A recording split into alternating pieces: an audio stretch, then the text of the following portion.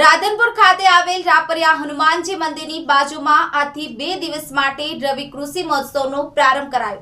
પાટણ જિલ્લાના રાધનપુર તાલુકાના તમામ ખેડૂતોને યોજનાલક્ષી માહિતી મળી રહે તે માટે આજ તારીખ 6/12/2024 અને 7/12/2024 ડિસેમ્બર 2 દિવસ સુધી રાધનપુર રાપરિયા હનુમાનજી મંદિરની બાજુમાં રાધનપુર તાલુકાનું રવિ કૃષિ મહોત્સવનું આયોજન કરવામાં આવ્યું છે। રાધનપુર તાલુકાના ખેડૂતોની રવિ સિઝનમાં રવિ પાકો વિશે આધુનિક કૃષિ તાંત્રિકતા અંગે માર્ગદર્શન તેમજ ખેડૂતલક્ષી વિવિધ સહાય યોજનાઓ અંગેની સમજ આપવામાં આવી હતી।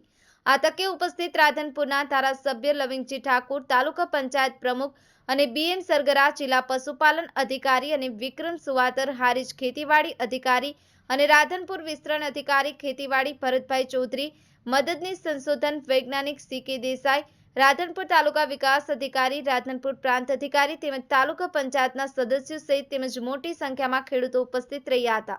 ભરત સથવારા, ન્યૂઝ 9 ગુજરાતી, પાટણ।